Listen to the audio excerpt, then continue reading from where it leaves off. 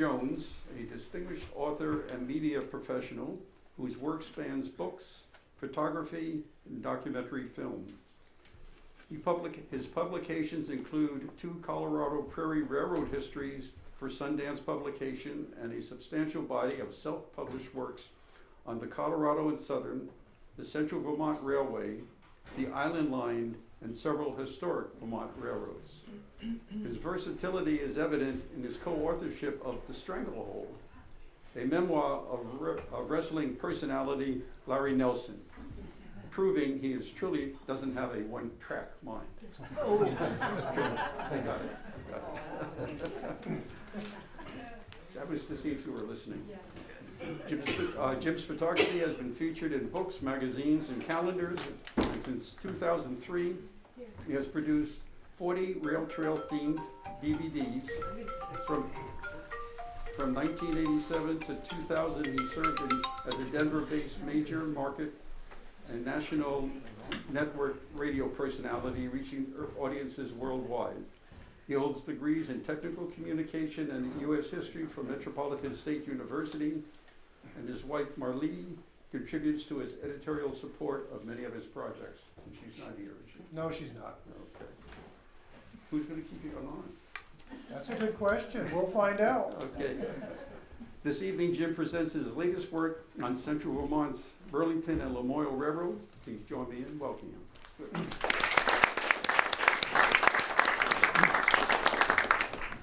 Thank you. Now, my wife and I met in radio here in Burlington almost 50 years ago. She was Marilee Shirella on Q99, and I was Jim Jones on sister station WJOI. And she said at one time, when there were only a few stations in the Burlington market, Marilee was like Madonna. You just said the first name, and people filled in the last name. You must mean Shirella. Of course, with a name like Jim Jones, some people may have other connotations. If you do a Google search, if you do a search for Jim Jones, you will probably start with the Reverend from Guyana. However, if you add the word railroad, pages after pages of pages of. So, I won't be giving you pages and pages, but being a filmmaker and an author, we have a lot of slides to blow through, so we won't be spending a lot of time on any one in particular. When you're a filmmaker, you look at frames per second. We won't be going 30 frames per second, but we'll keep things moving. So the Burlington and Lamoille Railroad has been an interest of mine since about 1968. It turned out I was about 7 years old at the time.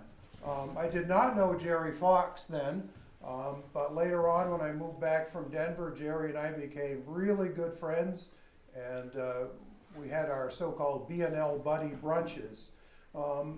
And he kept talking to me about a book he was going to do. And I think he was stuck on chapter 2 for about 40 years. And Jerry is heading for his 9th decade. And we had breakfast one day and he said, Jim, he said, you're the only person I know who cares about this railroad the way I do. I don't want my stuff to end up in a dumpster. So we pulled resources and got to make Jerry's dream book come true. Probably not exactly the way he envisioned it, but the B&L book has been out since last fall.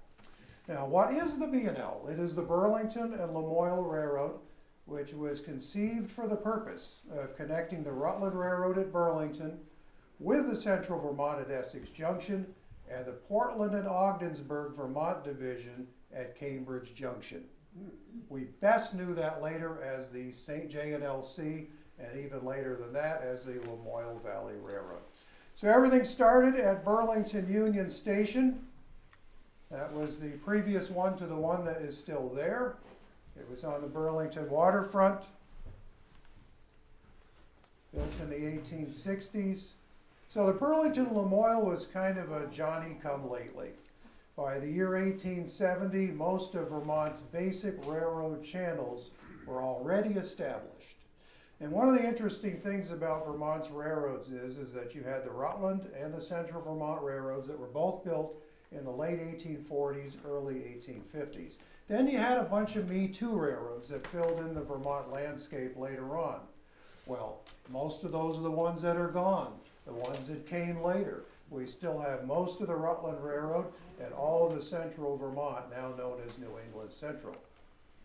So Daniel Chipman Lindsley was fresh from a year of engineering training at Norwich University, began his career with the Rutland Railroad, and then later on he became involved with the Burlington and Lamoille Railroad in a very big way. William Hale was a veteran civil engineer.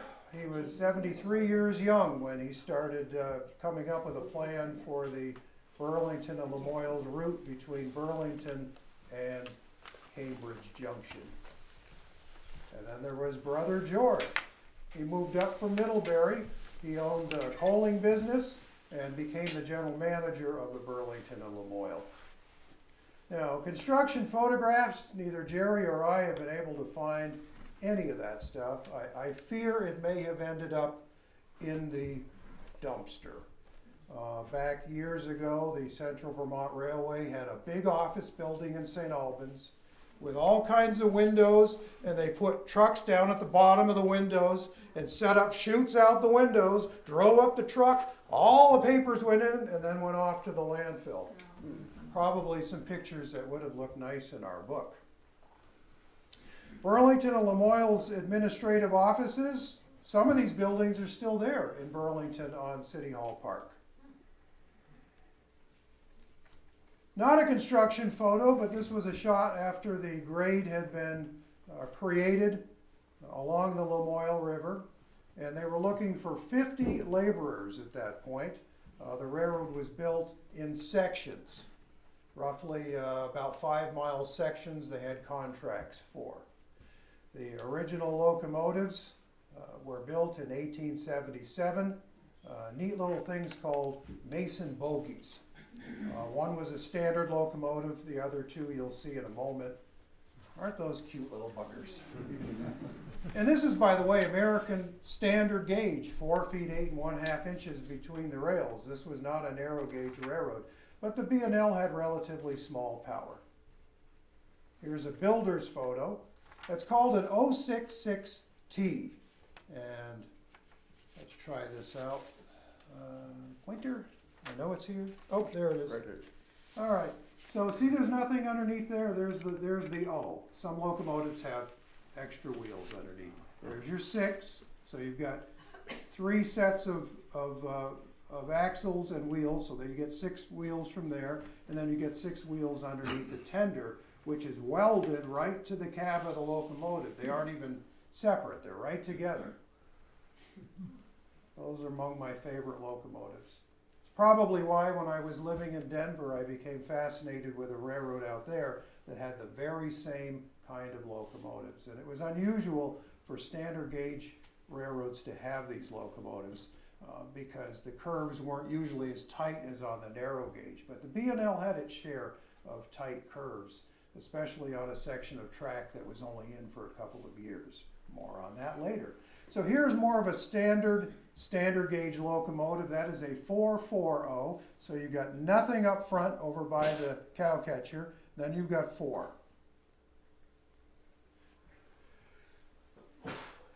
The Burlington's Van Ness House had a beautiful view of the Burlington waterfront. You could see the B&L's offices and shops, and basically they were connected with the Central Vermont Railway almost from the beginning. They were supposedly going to be this independent railroad that was going to make things affordable and wonderful as opposed to the evil Rutland and Central Vermont railways. But the Central Vermont Railway had their way of worming into things when they sensed a form of competition, which they would have had. So here is the original Burlington and Lamoille route from Burlington to Cambridge Junction, where it connected with the Portland and Ogdensburg, later the St. J and LC. Some of the passes that you would have had from the time. Early ephemera freight trains, passenger trains, special excursions. Hundreds of people would get off or on at some of these stations along the line in places you wouldn't expect 600, 500 people would come from. But they came from the hills to ride that train. Let's go down to Burlington and go to a fair. Let's go to a circus. And of course, over at Queen City Park, they had all of those religious gatherings as well. And that was a very popular thing at the time. And local teams played baseball against one another, and you could go to those games. Take the train. This was before the paved highways, of course, and motor. So there were 36 boxcars to start and 8 flat cars. And originally, these were coal burning, check that, these were wood burning locomotives, but by 1889, when the railroad was 12 years old, everything had switched to coal. So what you're looking at is the barge canal in Burlington. And that barge canal still exists, although the bridge hasn't been used in probably 75 years. And it's a different bridge. But as you can see, Vermont Railway locomotives still go over it. So here we are at milepost 0 on the Burlington and Lamoille Railroad. Now there was nothing in South Burlington. This is why Burlington got rid of it. Burlington was a much bigger area at one time, and they didn't want to pay to maintain all of those country roads. So that's why you've got South Burlington. My wife says, I don't understand why they call it South Burlington when it's east of Burlington. So, well, you do have some that's south, but yes, you do have some that's east as well. So South Burlington became its own entity, but really it wasn't until the Second World War and the airport and everything else where it really took off. So the B&L originally had a strange way of getting out of town. They went south along the Rutland Railroad, and then this is where the Southern Connector is now, over by Home Avenue. Mm-hmm. You're over at Queen City Park. They just barely took out, you can no longer go through on Pine Street. There's a place you just have to turn around. It's not even marked yet. I went over the other day, it still isn't through, and I guess it never will be. So over by the WJOI towers, and then you go up past the UVM farm, Al's French Fries, Zachary's, behind the post office on White Street. Keep going. I mean, there's hardly a sign of the B&L, as you would imagine, with all of that growth. Then you got the airport. It is at the top of the north edge of the northern part of the runway. They've got the military road there down below. That's where it is. And then it crossed the Winooski River over by the Whitcomb Farm, paralleled the South Street. There's few little spots. If you have a well-trained eye, you can still find it. Go into Stevens Park. There's a nice little berm where the railroad used to go. And then it crossed Park Street and into Essex Junction. Wow. There was no business on that line. There was nothing there. So to give you a little orientation, the original route to Essex Junction, you've got a little piece. When I was growing up in the South End, you still could see the B&L right there, but then you lost it to Sears and Roebuck. And then you lost it to, but we didn't mind, it was Seward's Ice Cream over here. That was okay. And then in the woods, you've got East Woods, and there are places where you can still see the B&L in East Woods, right next to the Burlington and Heinsberg Railroad, which never did see a train. So in that woods, it was the island of misfit railroads.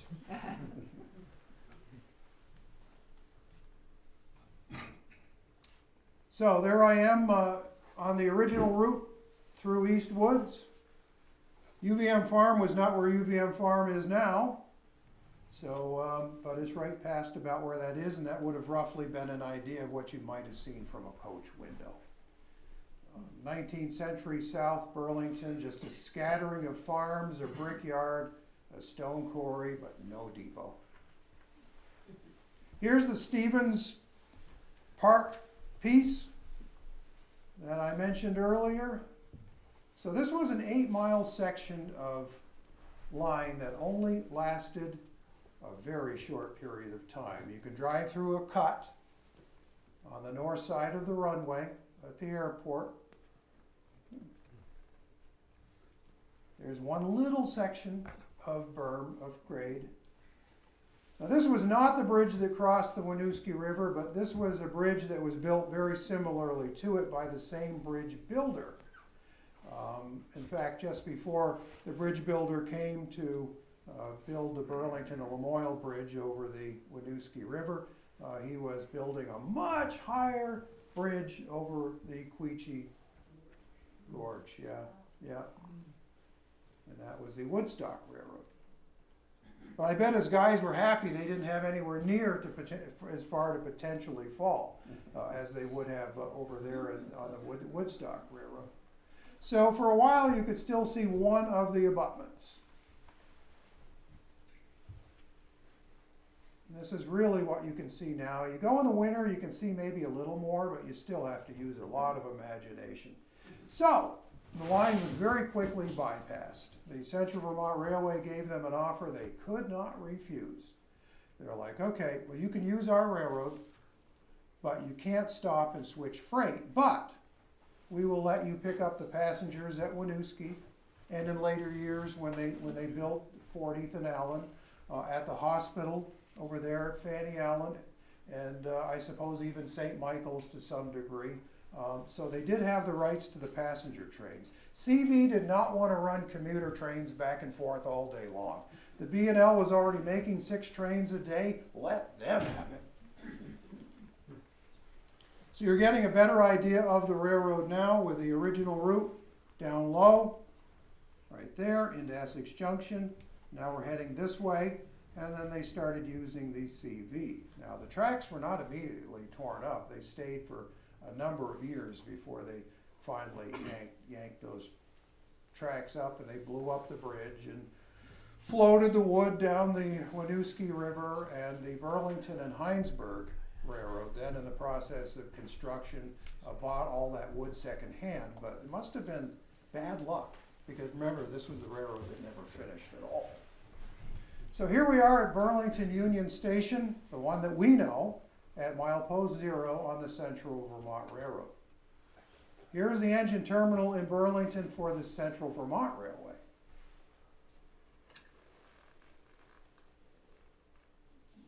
You're close to Battery Park, you'd be up above it, roughly.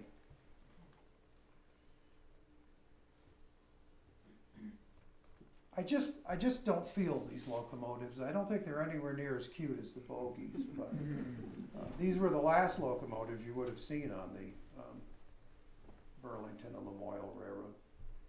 So I ran out of map to put 40th and Allen on there, so I had to do that. But here roughly is the route the B&L took to get to Essex Junction for most of its life. They went through the tunnel underneath North Avenue. 340-foot long brick masonry, horseshoe-shaped bore, passed through a sandy ridge on a 4-degree curve. This was loads of fun to try to build this in a sandbank. Originally, the Central Vermont Railway built a line called the Ravine Route, past College Street Congregational Church in what we now know as downtown Burlington. But while they were trying to figure that out, they knew somehow we've got to figure out a way to get through that sandbank by North Avenue. Ultimately, they did. As Jerry Fox told me one time, he said that some of the construction engineers were over at the site and they saw a bird peck into the sand. And they said, what if we dug into the sand, bricked it up, dug into the sand, bricked it up, never gave that sand a chance. Of course, that would be quite a project, and you'd have to be really quick about it. It worked. And they were basically, those guys were working 24/7. Imagine working in that bore, and including part of the winter time. So here we are in Winooski, Weaver Street Bridge looking toward Burlington, the Winooski Station. Winooski kept asking for a better station, they never got one. The best they ever got was a partial restoration. Parking was awful over there. And that spot, of course, the station's been gone now for over 50 years, but now it's like, how did they ever wedge that station in there and have room for a couple of wagons? Got the twin bridges, variations of which are still there now.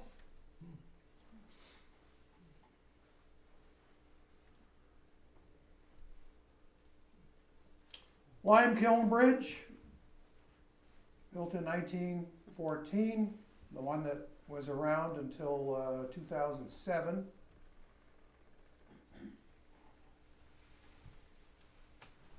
Essex Junction, 8.7 miles from Burlington Union Station.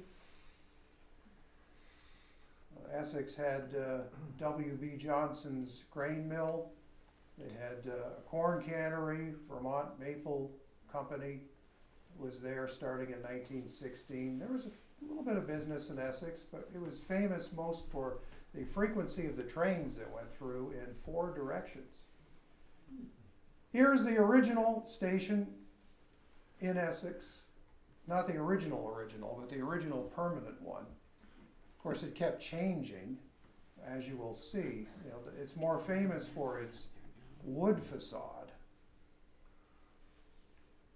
And there's a little trolley for the Burlington Traction Company's Military Post Street Railway, which after 1895 started serving that as well. I knew nothing about trolleys until COVID. It was the great mystery of Burlington area railroads. And then suddenly I became very curious as basically every form of my livelihood went away. And I had plenty of time to take my wife to work. And I said, I wonder where the tracks went. And I started digging, and then before I knew it, I was doing a trolley book. Here is Johnson State House Hotel, place you could stay. An aerial of, from 1931 of Essex Junction. The Y is still there. Why is it still there? So you can go into Burlington, and then if you decide you don't want to go back to St. Albans, you can go down to White River Junction without having to make any fancy move at all. That's a simplified version of why Ys can be very handy.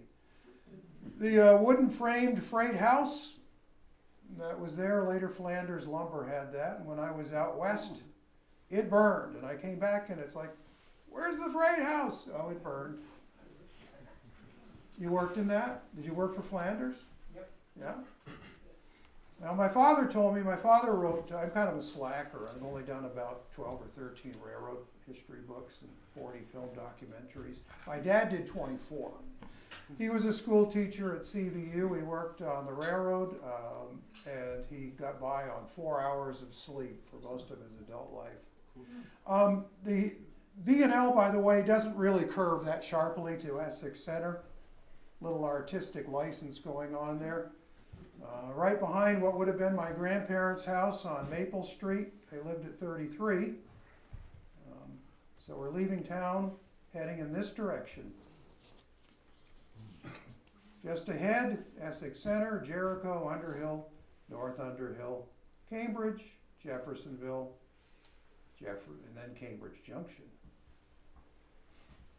So here we are by all the shopping malls and the movie theater and all those places. My mother's from Essex. She remembers, I think the Lang Farm was most of that at one time, wasn't it? Yeah. Mm-hmm. Yeah. Really cute country depots. So ornate and yet so practical. Highway to Westford would now be Towers Road. So this gives you an idea of what was in the rail yards at the time. Thankfully, the Fleury family has saved that station. That really was where my interest began, I think, in the B&L, was when our cousins were among the first families to move into Birchwood Manor in Essex Center. And my father said, you know, there's a train station, an old train station. We went over and saw it falling in at that point. So it's just a miracle that it's still there and that the family have done such a nice job with it. The Champlain Valley Fair first was held in Essex Center. It was until 1922. You could take the train out to the fair, but as you could see, by the 1920s, most people had other transportation options. Wow. Look at how quickly automobiles took over. The section crew foreman dons a soft-brimmed pullover while his 3 laborers are posing with their caps, gloves, and shovels. Must have been before OSHA.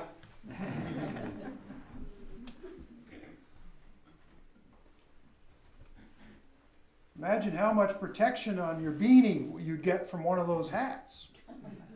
I think one of them's wearing gloves, maybe a couple of them in this picture. Now these were the guys who looked for beaver dams and washouts and potential hazards. And if some minor track repair had to be done, it was their job to do it. They kept the trains running, the unsung heroes of the railroad. Essex Classical Institute predated the B&L by 3 decades. But once the train came, students from afar started coming. Pass it to you, please. Here's the pen.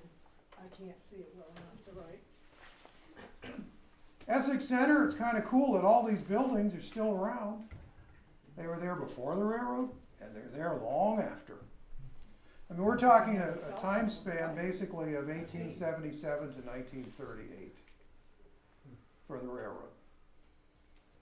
ECI's boarding house. Can anyone find the train in this picture? I'll give you a hint. It's within that. Yeah. Thankfully, even though it's fuzzy, better a fuzzy burnt green photo than none at all. And I had to do a fair amount of Photoshop touching up to get what we got. But we got it, sort of. Some of the passes on the B&L over the years, they all looked kind of the same, signed and numbered. All right. So here's a then and now. Over by Simon's and the Dunkin' Donuts as you're leaving Essex Center on your way to Jericho on the left, that's about where that telegraph pole is. And then the long bridge at Jericho over the Lee River. Wow. I got to dabble with colorization, which I don't do much for this picture. Generally, I'm a purist, but it's like, okay, what would the color people do? And then let's tweak it to about what we think it should have been. You know, when you do a project like this, you become thankful for so many people, individuals, local historical societies. You know, it wasn't just the Jim and Jerry show. Gary Irish in particular in the Jericho, Underhill area, Essex. And Pete has been wonderful here with the Cambridge Historical Society. Between us, all these pictures have come together. So this was the second bridge. This replaced the long wooden one. And that was done in 1924 when for a while milk traffic was really big on the rails.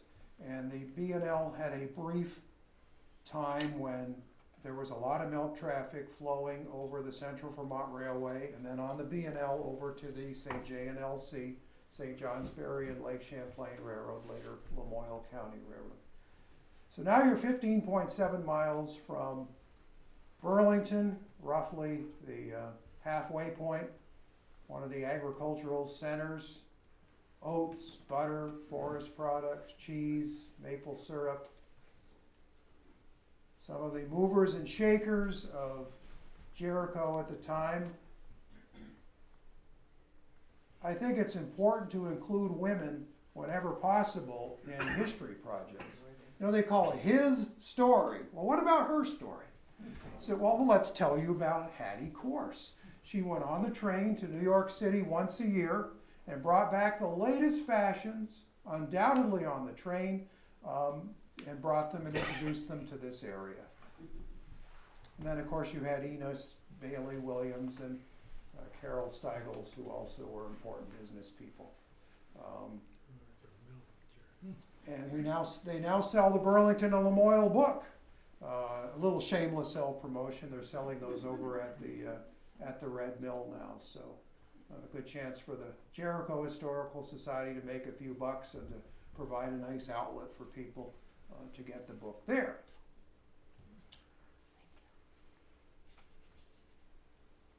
So the Howe family modernized the mill in 1885. Topography made construction from a railroad to this mill impossible. So what do? You end up having to cart just a little ways from the train station over to the mill. Later on, they had the ice house and creamery behind Jericho Station, a short distance down the tracks. This railroad hopper, as they call it, that rail car, was on the siding, probably for coal. And here is the Jericho yards.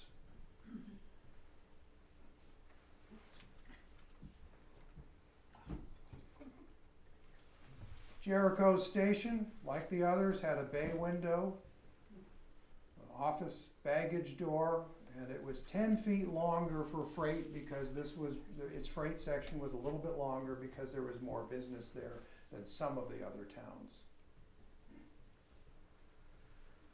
A couple of the guys on the railroad enjoying their lunch break at Jericho Station, 1935. It was near the end. Here's the car house, which had originally the pump cars and later what they called the putt-putt cars when they added engines, motors to those. This is one of the coolest spots on the railroad because railroads have a hard time with elevation. Anything more than a 2-foot climb per 100 feet is very difficult. You know, your wheels will slip. Often you'll need a pusher locomotive. They've tried to avoid all of that. And so when they built the line, they created the horn.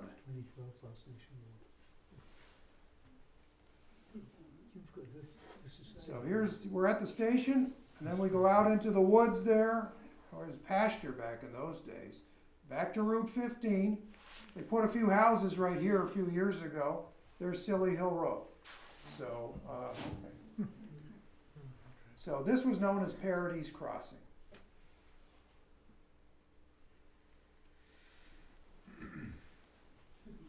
Isn't that something?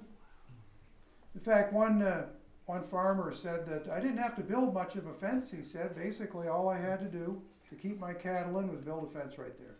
Because the railroad took care of all the rest. Because the railroads are required to have fences on their right-of-way. So let the railroad build it. Parody's Crossing, Parody's house is still there. The school will be down in here.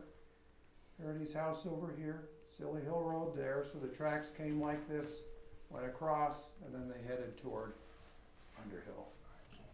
So that's Route 15, and that train is headed toward Jericho from this direction.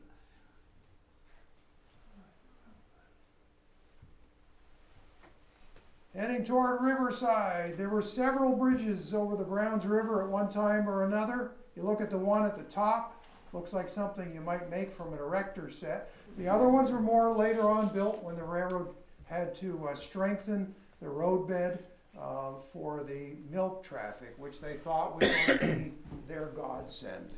And for 7 or 8 years it was. Then they had the gravel pit. And in many ways, this might be why the Central Vermont Railroad, in addition to the fact that they were keeping the Burlington and Lamoille at bay, they also had a great supply of gravel for their own main line through Essex Junction and Richmond and all those places. So they had a gravel pit right along the railroad behind the Ace Hardware out that way. Mm-hmm. Riverside, the roadbed is still there in the trees. Then they had the Dixon House, one of the places you could stay. guess her desserts were fabulous. They had their little social parties to which you, yourself, and your family are invited if you can afford it.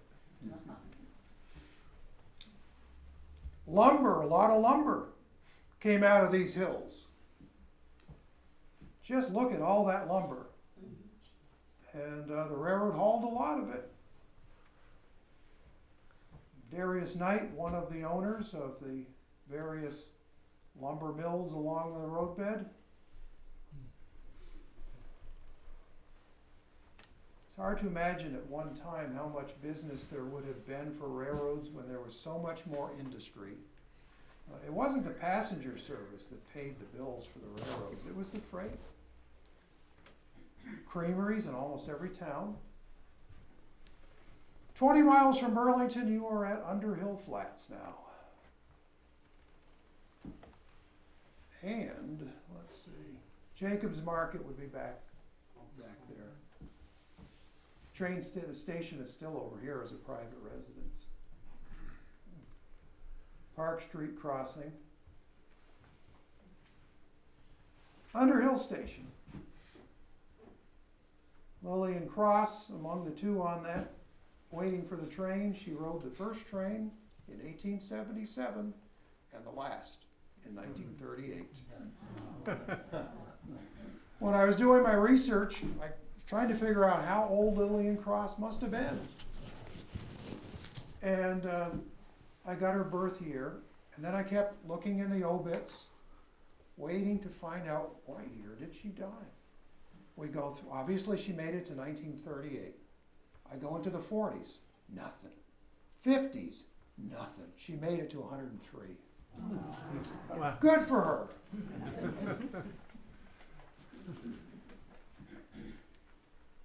So they're loading milk in the lower picture there. A quieter moment at the station in the upper left.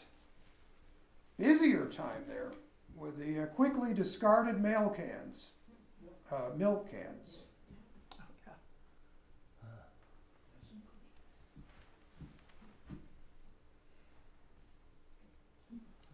It is believed that the photographer's significant other is the person patiently waiting for that long exposure photograph in that card. So here is Lillian Cross as the younger version. An easterly view of the Underhill Station. One of the railroad's proudest moments came in 1906. People loved to badger the railroad for its unreliable schedule, and the newspapers particularly loved to talk about this or that reason why the train wasn't on time. But nobody complained when downtown Underhill was on fire.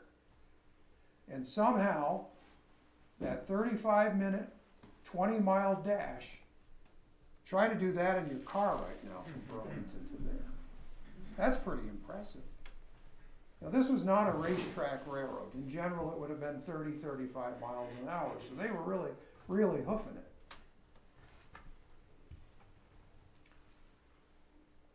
The swamp. I can see some of you have heard about the legend of the swamp. There are those who still swear that that locomotive was lost in the drink and never found. I've got news for you. They pulled it out the next spring, and there's a lot of postcard photographs that prove it. So I went over to Gert's Knob, took that picture a few years ago. That's what's left of the roadbed through there.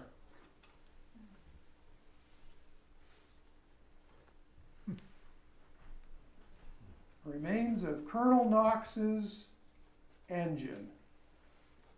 He survived. His firemen survived. Now here they are raising the lost locomotive, preparing to send it back to St. Albans for a rebuild. There it is. It was a local celebrity for sure.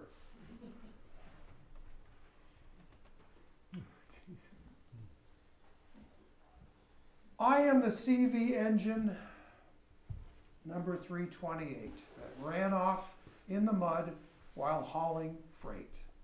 It was a passenger train, but okay, this is artistic license.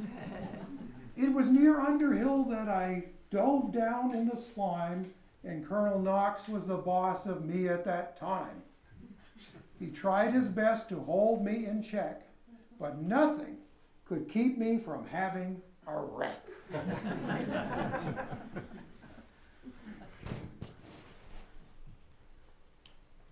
So railroad surveyors never intended on having a station at North Underhill. It was going to be a place to pass on through. Well, as you can see later on, there was reason to build a station out there.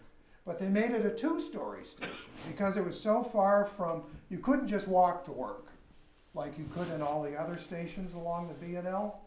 So they built the two-story station there. And it wasn't consistently used. There were sometimes months at a time. It just depended on the amount of business along the line. I'm glad they built it because in 1985, my brother Mark and his newlywed wife Carol, that was their first home. So the B&L and I go back in many ways. Even our family even had a piece of the rock for a while. So this was a flag stop. So you can't see it, but that is a flag down there, and you display it so that the train crew know that there's somebody who wants to get on or off the train there.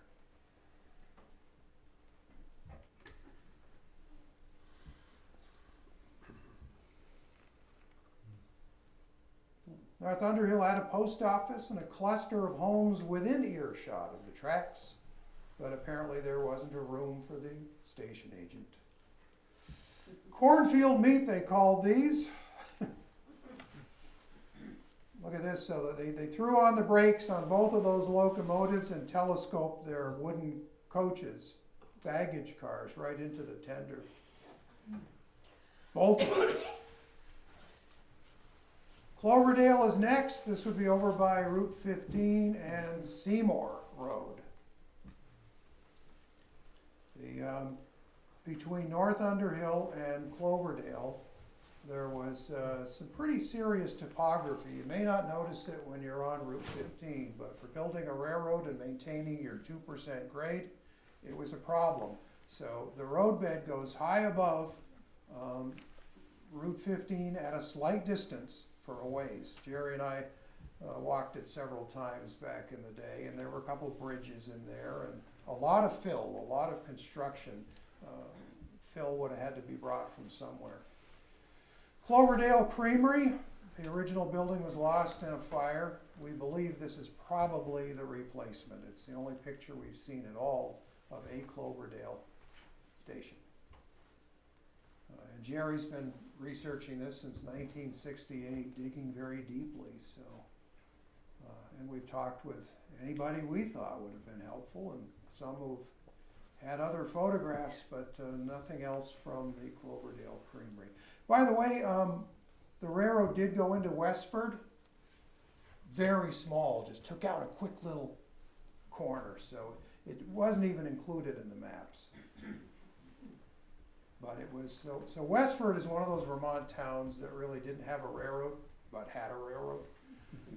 So here we are with an eastbound train that derailed. They're going to have to use some rope, probably some kind of metal cables to pull those cars up. This was an interesting story because you're along the riverbed there, and it was the trees that saved those cars from going into the river.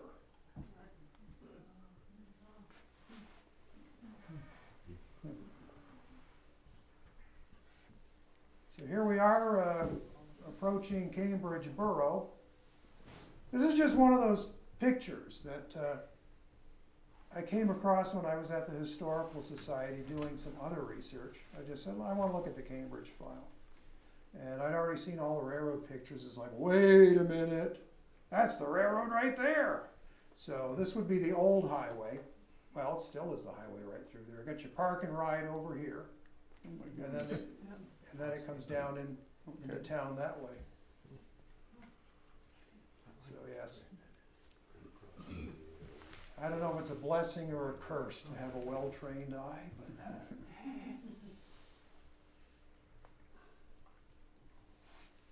So here we are in the borough. Bird's eye view. A lot of Holmes postcards. Coming into town, got the American House Hotel. And the William Hale locomotive at the station. A crowd has gathered for what appears to be a Sunday excursion. In those days, if you had an event on a Sunday, it was a big deal. You didn't wear your holiest jeans and your ripped T-shirt. You dressed up and got on the train and had a picnic and made a day of it somewhere. So here we are with Cambridge's Creamery and Ice House.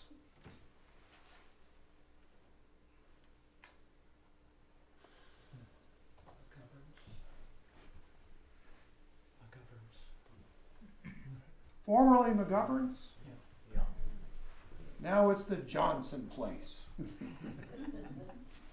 The Johnsons are among those people that we now call friends as a result of the B&L research. They opened their heart and their doors to my wife and I for several occasions so that we could include their story in the book. So here we are at Cambridge.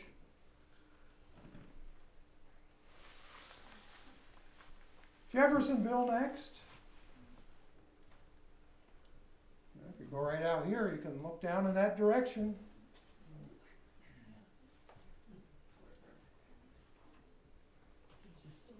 Got the boxcar down here and the tracks down this way. And here's the main drag right up by where we are now. Jeffersonville Station in its original location and before it became a two-story building. But one of the neat things about the Jeffersonville station, despite its move and its modification, it is the only B&L station that exists that you can see from Route 15. The others are out of view. And right here, this is the only spire that is left. There are some that still have the nice gingerbreading, but the spire, that's the only one that's left. At least it's the only one that's standing.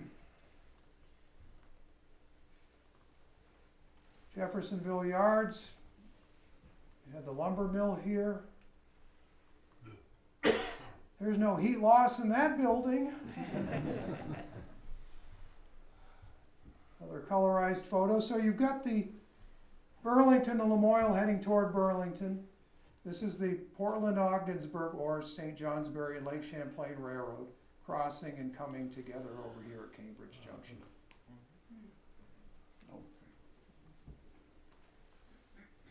Then a later picture. There's 2 tracks through there. You know, now it's a bike path, rec trail. And they took out that sturdy bridge to put in another bridge, and then now they've got a lesser sturdy but probably a lot more expensive bridge for the tourists. There's something I'm sure I don't understand about all that, but that's okay. And here we are at Cambridge Junction, so you're coming into town from here, Jeffersonville, and there's the depot and the famous bridge, which is still with us. Now, a fair amount of activity there. It was a prosperous hamlet about 1910. So now you're looking from the other side of the river. You got the station over here, some of the stuff over here. You have course fuels over there along 15.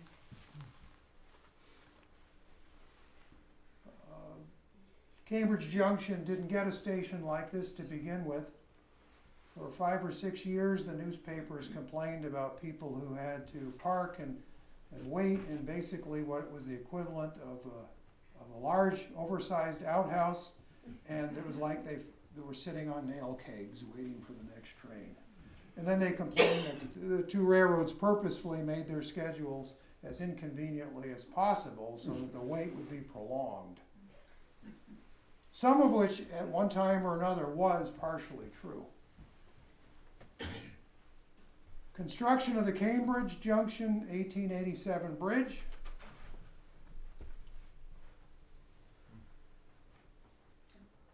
There's the station in full glory.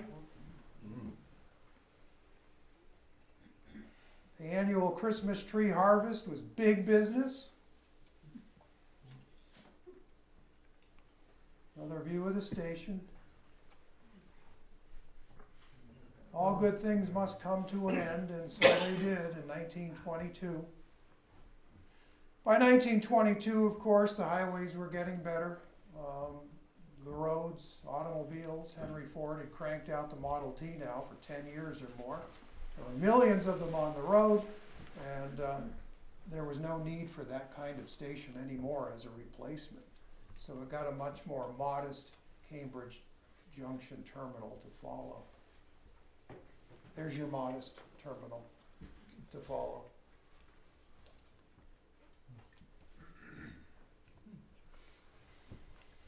When B&L trains arrived at Cambridge Junction, the usual operating procedure was to pull up past the station, and then they would let people off, and then the locomotive would go back and turn around on the turntable, and then pick up the cars and head back to the Burlington area.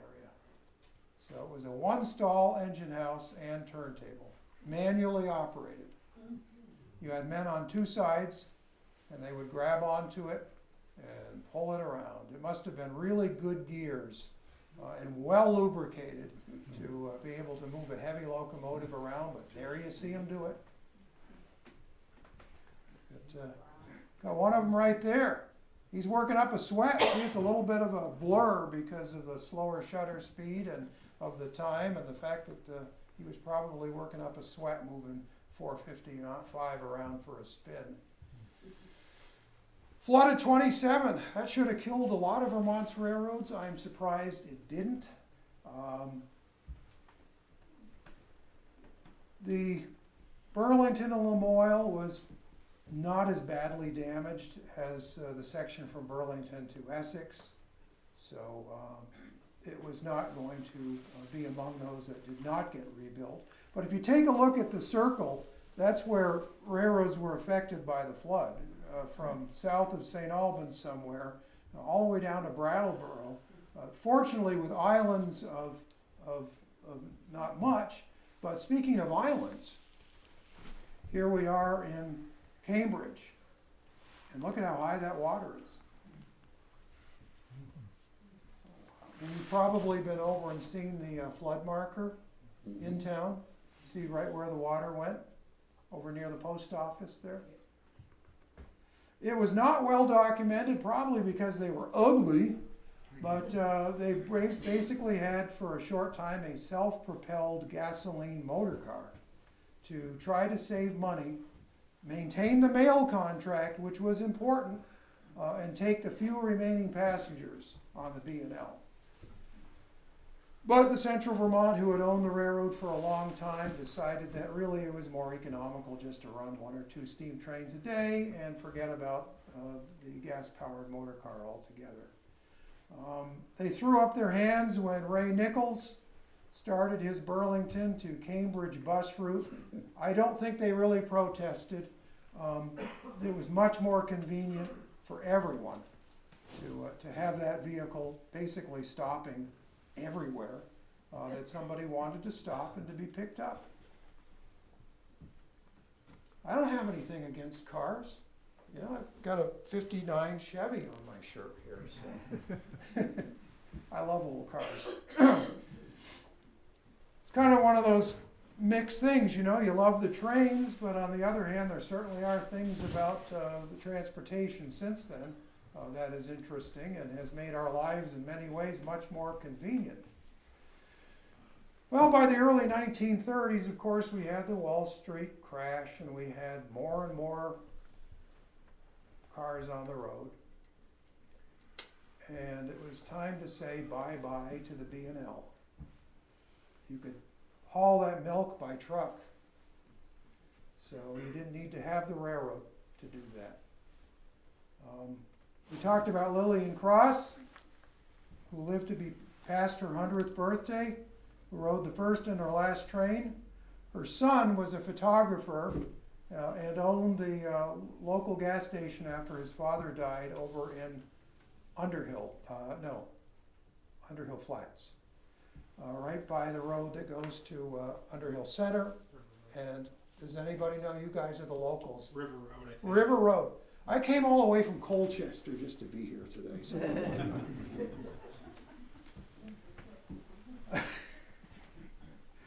So Earl, who normally enjoyed taking pictures of covered bridges around the state, decided maybe I ought to take some pictures of the local railroad because it isn't going to be here very long. And he was right. So his mother's on the left, and then Mr. L.A. Bates of Essex Center, who was another original person who rode on the train. And this was another research thing. I kept hearing about L.A. Bates. It's like, what's his name? What does L.A. stand for? And finally I found it, Luther. And then of course we had Lillian Cross. 20 people rode on the last train.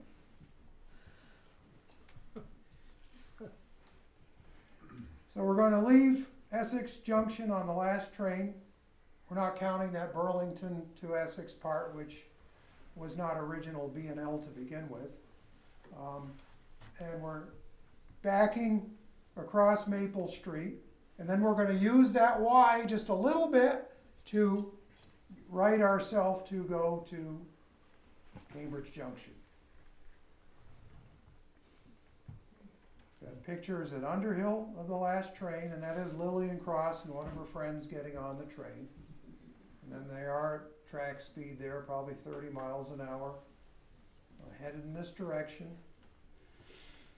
And that car rode, that car on the bottom, lower right, rode the rails many years on the Burlington Lamoille. And in the end, that was more than enough windows for passengers, plus they had the mail in there too, and baggage. The Muldoon brothers worked for the Central Vermont Railway. There were 3 of them. They all became conductors at one time or another, and they learned to experience a lot of last runs in the 1930s, 40s, and 50s. And that's a view from the back of the coach. Not particularly good-looking rail, is it? I've always been a fan of the underdog railroad, so the B&L was just a logical one to continue to research and write on. So now we're crossing Route 15 over by a now boarded up creamery at Cloverdale. Coming into town, we're going to turn on the turntable and go into oblivion. So it was December of 1938 when they had finally dismantled the rail enough where they came in this direction. I'm putting an asterisk because I'm going to have to explain this in a minute. But the line was torn back to Essex Junction, and by December they had already got the rails pulled up and they were taking out the bridge for the steel. But there was the long siding.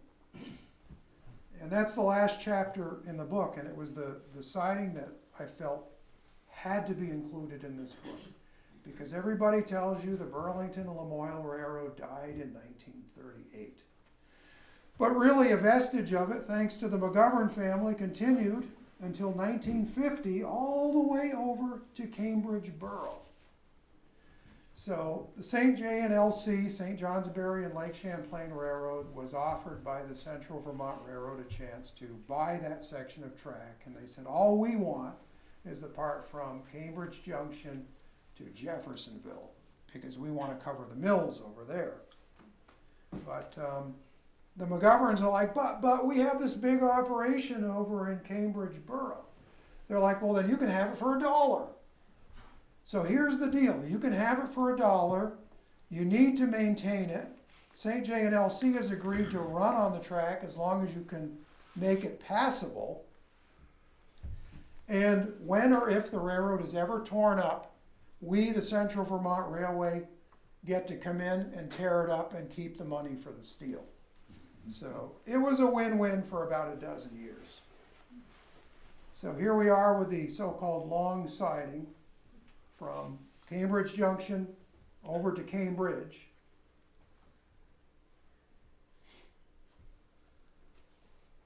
Talk about timing. Pictures, as you might imagine, on that occasional run out to McGovern are virtually non-existent.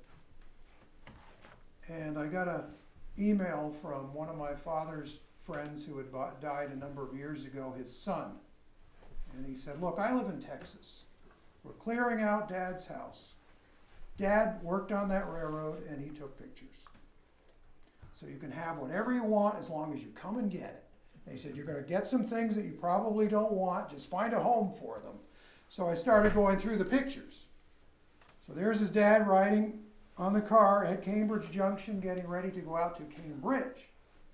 So there's another picture that would be associated with this. And then we looked into the McGovern family, and this is where Peter and other members of the Historical Society here really showed their stuff with photographs and information. They hooked me up with members of some of these families, like the Gates families, who had business along this line that kept it going. An oral history with someone from the McGovern family, Audrey McGovern, was on that tape, and I listened to that. I couldn't find a picture of TJ, and then where do you go? You go to the obits, and there were a number of obits without his picture in it. I said, there's got to be a picture of him somewhere. And so there he was, and it came out pretty good. He died fairly young in 1947, and his son John, age 23, took over the family business. And apparently he was a very savvy businessman. I heard an uh-huh out there. Did anybody know Mr. McGovern? Yeah. Then we have Abner Bell's Jeffersonville lumber operation, which was a reliable rail shipper in the 30s. Another reason that the B&L stuck around and was operated past 1938.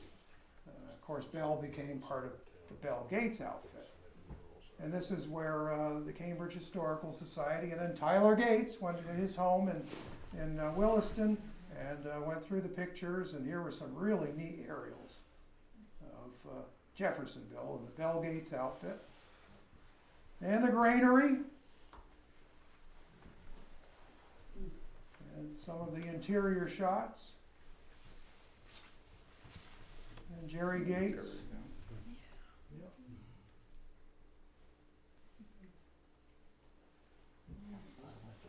And the Course family, among the last customers for the railroad. They got some of their fuel that came in by rail.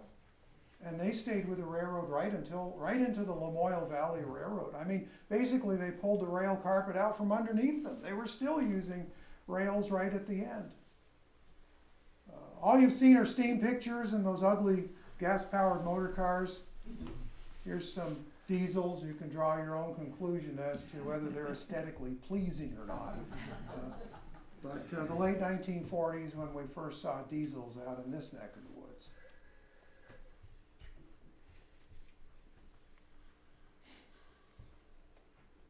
Lamoille Valley Railroad was the last to operate, and my friend Steve Leach is hanging from the car there. And I often think of Steve because all he wanted to do was be a railroader. And Steve grew up in Morrisville, wanted to work on the railroad, got to. But he was born in 1961, out of high school, working for the railroad right away in the late 1970s.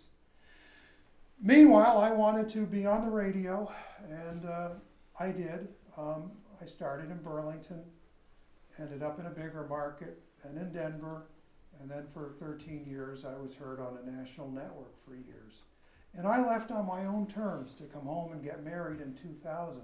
But Steve, they took the railroad away from him, and he had to settle for a plan B. And he's done very well with the things that he has done, contracting, things like that. But I think about Steve because we're the same age, And I got to live the dream as long as I wanted to, and for him it was a much shorter lived thing. And every time he drives around Morrisville, he sees the abandoned railroad grade and thinks of what used to be. So here we are with Bell Gates' crew loading a flat car. They did not cross Route 7, as many of you may know, or rather Route 15, in the later years. That was a dangerous crossing, and they pulled it up.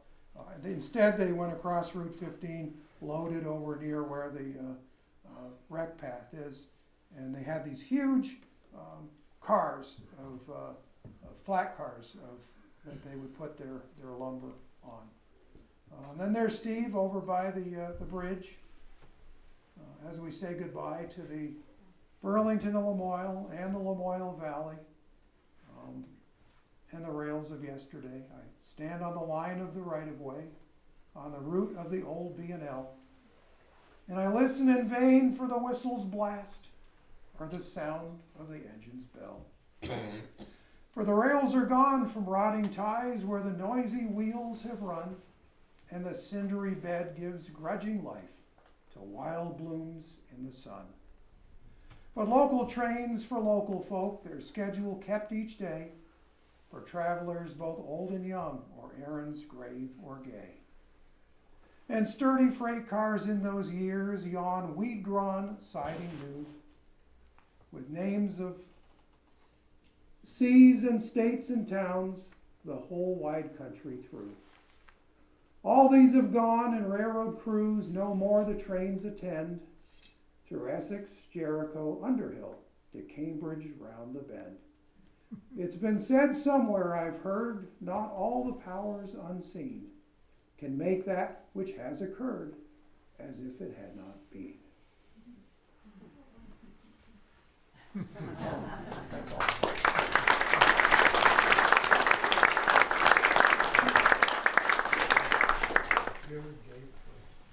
Okay. Rick, could you get the lights? Or someone get them back there? Okay, does anybody have any questions or things you just want to run the crowd there? There's one hand there. Go ahead. Hi. I have a question as to where exactly the turntable in Cambridge Junction was located. It's over near the course fuels area. They had it, that part of it last. For a long time, you could still see part of the circle where it was, but they had taken out the concrete pieces. So it's over near where the St. JNLC and the Burlington and Lamoille would have come together, where the bike paths, when you're heading in this direction, separate. One to the bridge over the river, and then the other one toward Jeffersonville. Wasn't very far. Yep. Go ahead, Liam. I had a question. That photograph of the folks taking the last train, 1938. Yep. Was that taken in Essex or Cambridge Junction? We had a number of pictures in there. A lot of the pictures, other than the ones that were obviously Essex that were identified as such, we almost hopscotched over to Earl's territory in Earl Cross, where he was following the train. And it looks like, because I looked at some of the pictures and there are some different consists, that he must have done at least one other trip ahead of the last run. And I'm under the impression that Earl must have ridden the train near the end and photographed it with his automobile near the end, and then that final day, he just took pictures of it at both spots and wherever he could get ahead and set up and get a shot. Well, the reason I asked is my mother was on that last train Oh, from Cambridge Junction to Essex Junction. Her name was Betty Leonard. She was 13 years old. She had her two nephews with her, Paige and Rex Marsh. A lot of people know those folks. So the question came up, well, how'd you get back to Cambridge? Well, her father, Wallace Leonard, drove his car and picked him up in Essex Junction and brought him back home. So George Putnam, I don't know if he's here or not, but he had a photograph of that last train leaving Essex, leaving Cambridge. I guess had a couple passenger cars on it. yeah, Okay. yeah, they had to bring it all back. That Yeah. was it. Yeah. I did talk with Jack Whitcomb years ago and got part of his story, which appears in the book. And Hayden Janes from Richford, whose uncle was a conductor on that. I think it was, might have been Muldoon, I'm not sure which route. So he was on it. Hayden Janes of Richford. Of course, neither one of them are with us anymore, but they both lived to be ripe old age. Any other questions? Yes, sir. So there seem to have been a lot of crossings of Route 15 along the way. And they don't have, look like there were no barriers dropping down to stop traffic. Oh, no. So this was, you're just left to your own devices to use your judgment and, Well, think of how much, what did it cost to build the circle around here? Or, I guess they call them roundabouts now. I grew up in the south end of Burlington and we called it the traffic circle. But I'm hearing roundabout more than I used to. I mean, railroad gate crossings are really expensive to put in. And it wasn't a busy railroad, and it wasn't, in that time, a busy highway. So you put up the cross bucks, and you count on somebody using a little common sense. And most of the time they did. You know, it's the engineer's job to ring the bell, toot the horn, whatever has to be done. But, you know, the automobile people have to take a little responsibility too. And that's still true. Is it true the train was supposed to go through Waterville, Belvedere, maybe over to Montgomery at some point in time, and then it never happened? That's a very good question. Thank you. When I was doing the research and they were tearing up the Burlington to Essex Junction track, remember I said that line didn't stay in very long? They took out the rail, but they left the bridges and other infrastructure between Burlington and Essex Junction. There was talk in the newspapers of them taking the Burlington to Essex Junction rail and building an extension called the B&L extension from Cambridge Junction up toward Eden and possibly as far as Newport. There were a lot of paper railroads in those days. And they would have basically paralleled the St. J and LC part of the way. You know, it was just silly. They were talking about having a connection with the Canadian Pacific up in Newport.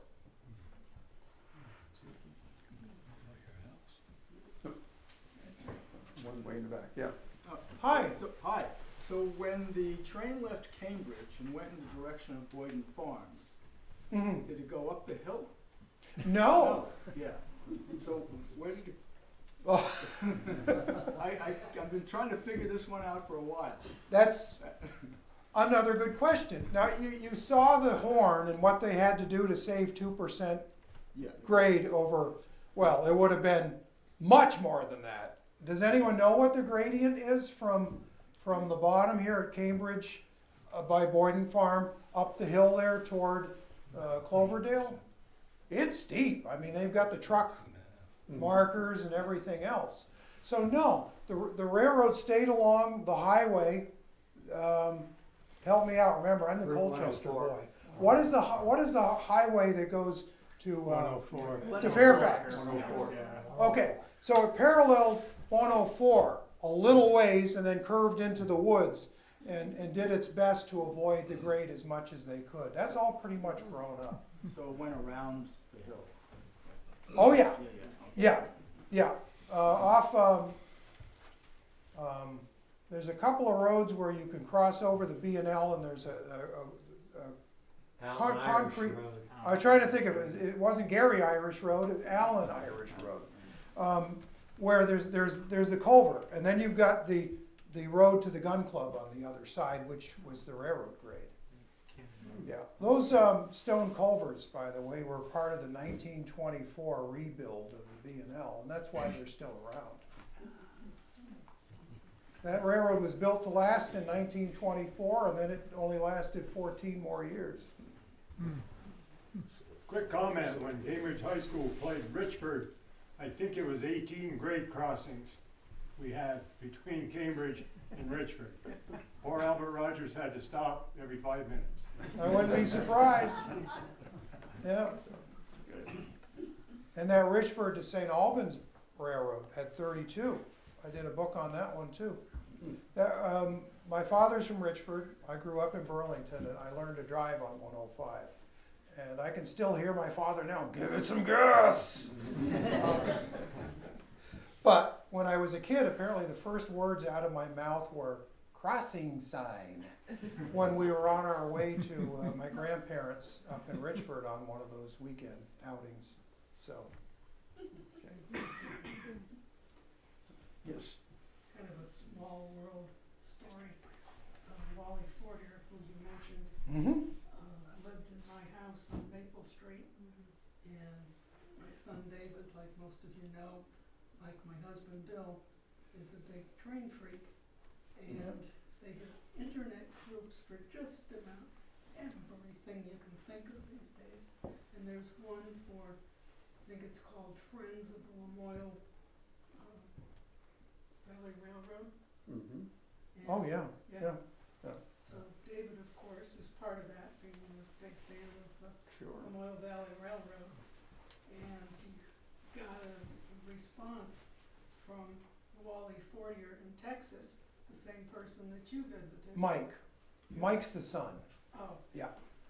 Okay, well, anyway, he got an email from him Yep. asking where he lived in Jeffersonville. And David said, on Maple Street. He described the house, and Mike writes back, that was my grandmother's house. That's cool. Yeah. Okay, guess we're done there. Oh, one more. I have some pictures of a train wreck that, I don't know who took them, probably my aunt or my uncle did. My uncle was involved in the railroad. He was Tim Shangroff. I'm sure a lot of you remember his name. And they lived in Cambridge Junction. And I wondered if these pictures, it shows derailed cars and their passenger cars. Mhm. And I'm wondering if it's on this railroad. Might be. I mean, I take a look afterwards. And the engine has a number on it that may help you. It's 2707. That's a big number. Yeah. That doesn't sound like either St. J and LC or the, Well, maybe it isn't then. that sounds like Central Vermont Railway's big stuff. Well, it was all passenger Not- cars. Not the cute little trains that I love so much. But getting back to this railroad, Leander Fortier, who was Wally Fortier's uncle, he was an engineer on this railroad. Mm-hmm. And he was supposed to be the engineer the day that the trains had a head-on collision in the Winooski Tunnel. And there was another, I have the article in my catalog, scrapbook here. Yeah, And it names all the people from Cambridge that were killed. yeah. The deadliest day in Vermont Railroad history, other than the burning of the bridge down near, on the Central Vermont Railroad, other than that one down near White River. Yeah, I'd like to show you some one of that was the stuff later. so-called B&L local, and then the other was just a train of guys riding on the cow catcher up front who were supposedly only gonna go to Winooski. And they come out of the yard in Burlington, through the tunnel. There was no communication between Winooski and Burlington, that this extra, so-called extra crew train was going to be in that tunnel at the same time. So in the book, we have a picture from Armand Primo, who is he was the superintendent of schools in the islands, and before that he was a teacher in Enosburg, my father. We grew up knowing Armand, and his grandfather was one of the ones who died in that. And he was one of the ones who came from the Burlington yards, and he ended up dying, of course. It was horrific. This isn't a two-lane tunnel. This is one tunnel on a curve. There aren't any escape hatches. So when you're in there, you've got all that hot water, scalding water, all that coal, all that steam, all that everything. And so, yeah, there were 9 people who died. And his watch is forever stopped at 9:33 a.m. Armand has had his watch, and it has a dent in the back of it. Otherwise, the watch isn't broken. You know, the glass is still intact, but the back of it has looks like a heavy thumbprint in it. And so that forever seals the time. And the railroad guys had to have the most accurate watches, had to set them, checked every day. So. How does the railroad to the McNeil power plant in Burlington fit into this? Was that built specially, or is that a vestige of some other railroad that takes the wood chips to the power plant? That is the subject of yet another Jim Jones book. That is the Burlington to Essex Junction line. Burlington. And that line, of course, is still active. And that was what the B&L used for their passenger service after 1880, so it's the same line. The wood chips didn't happen until 1984 when they decommissioned the Moran and then had the wood chip plant. So basically, there were going to be 23 trucks with wood chips going through downtown Winooski, lumbering, literal, pun intended, over the bridge and along Riverside Avenue through all those neighborhoods. So they managed to work out an arrangement with the railroad, who's like, oh, our tracks go right by there, we'll just build a little spur and serve it. And it's been a great contract now for 42 years. So the line was already there, they just built a chip unloading facility right on the side of it. And I did a whole documentary film called Chip Trains on that. Interviewed all the people in the forest who cut the wood down, the foresters who chose what places to get the lumber. It was always a tree that had fallen down or was in the way. They weren't cutting down perfectly good trees without a forestry plan. And then I went into the woods. I mean, this is the fun stuff about filmmaking. You go in there with your video camera and, you know, they give you a hard hat and say, you know, stay away, but get the shot if you want to. And they got the feller buncher cutting it down, the grapple skidder taking it away, and all that stuff. And then I interviewed Bill Rowell, who owns one of the companies that has a contract with the power plant. So, yeah, that's been a very lucrative. In fact, that right now is the only online business on that 8 miles of track until you get to Burlington. Okay. Well, thank you all for coming. Wow, more than all coming here. Thank you very much.